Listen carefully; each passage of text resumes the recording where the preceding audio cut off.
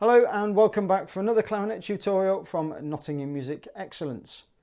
Today I'm going to play A1 piece, the Demnitz Study from the Grade 5 clarinet book, and I'm going to give you a tutorial on the detail of that music, tell you how to play it really nicely, and also there's a play along section where I sort of break it up into metronome clicks just for you to practice along with me and see if you can play it in a really even and tidy way. Hope you enjoy the tutorial. Here we go.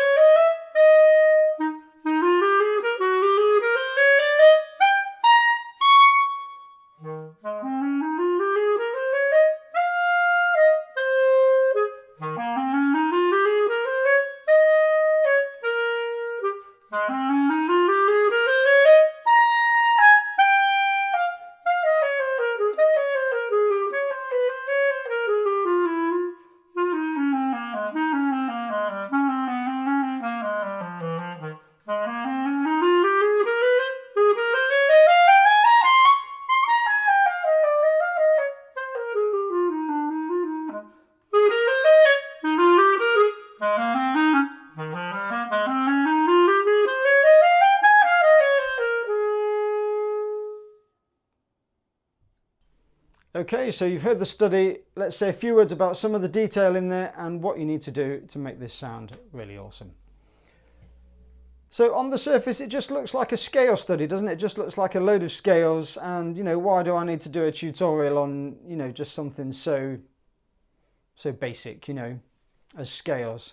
But I think there is a fair bit I can say on this one actually. I've done this with a few pupils.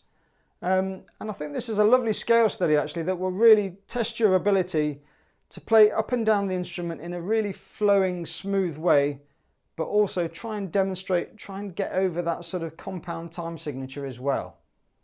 So what do I mean by get over that, compound time signature? So I think what I'm basically saying is don't play it in a way where it just sounds like a big sort of flurry of random notes. I think when you play this, the listener, needs to hear that this is in a compound time signature. We need to hear, the rhythmic sort of feel of it. So fairly easy in the second bar.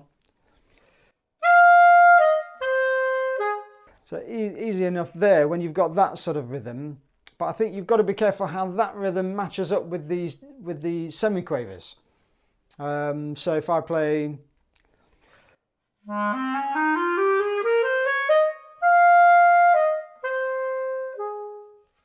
So you've got to be really careful that first bar makes sense compared to the second bar. And when I've played this with pupils, that hasn't always happened. So I think it's really important when you practice this, you've got to really break it down a little bit in the early stages and make sure you play it in quavers and dotted crotchets. So I think if you play this and you feel the dotted crotchets, it will automatically kind of come out the instrument in dotted crotchets. It would just have that sort of feel to it. You probably see when I play as well, I give a bit of a kind of swing to the beat a little bit, because I don't want to stand like a statue and play it. So you'll see me kind of do a bit of a.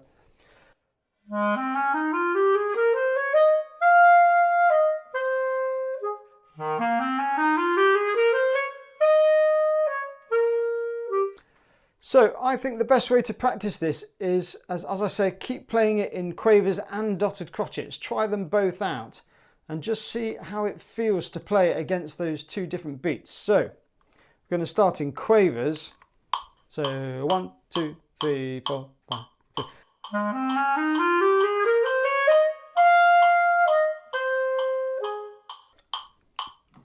And then when I turn that into a dotted crotchet speed, It should sound the same, but it won't. It won't sound the same because it will just give me a completely different sort of feel and flow to the music if I play it in dotted crotchets. It will sound much nicer actually.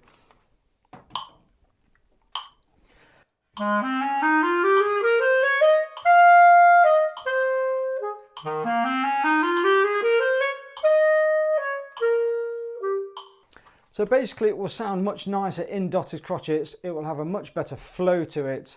But I think before you get that familiar with it, make sure, again, like all the other pieces, put that groundwork in first and just really play it in Quavers. So I have included on this video a play along with me playing the whole thing in Quavers. So I would suggest before you try it in dotted crotchets, maybe try and play along with me in Quavers all the way through. It hits a bit of a sticky spot at bar 20, there's a rip there. So I kind of go out of time with a metronome and then I sort of come back in time again with the tempo. But apart from that, it's fairly Quaver sort of accurate all the way through. So do try and play along with me on that practice track and I'm sure it will give you a bit more stability. Now I did mention the breathing on this one. As I say, they've taken out all the little breath marks that were on the original version. Now you'll notice at the end of bar 28, is it 28? At the end of bar 28 there's a G and then there's a G again on the next bar. I would take a breath there. There is a breath, I'm sure there's a breath marked there on the Demnitz elementary school book. And I included it in my performance because I thought that would be a good little place for you to sort of not get in a bit of a pickle with that repeated note. So that might be a good place for you to just regulate your breathing a little bit. So if you're coming,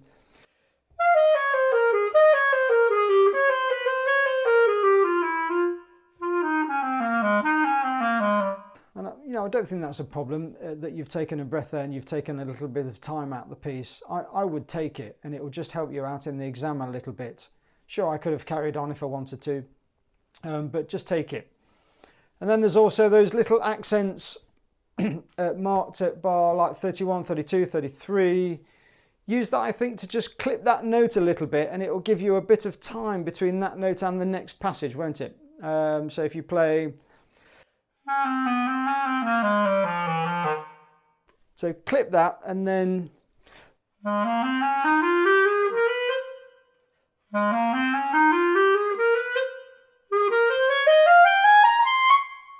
perhaps not as much as that, but something like that, and it'll just give you that little split second of time in between the passages. It will just help you out a little bit, I think, and it sounds pretty good as well.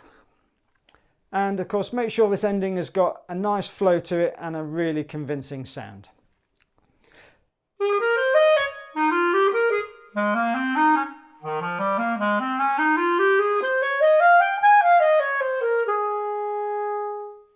Okay, I think that's all I need to say on the detail. So to summarise, playing Quavers and dotted crotchets, just keep mixing and matching the two. There was one little catch that I forgot to mention actually. Going down a bar 9, you've just got to watch, there are a few little catches in this piece where there's like a note missing. So going down bar 9, you've got to be really careful from that E flat to the C there, haven't you, not to play that D. It's a bit annoying actually, isn't it?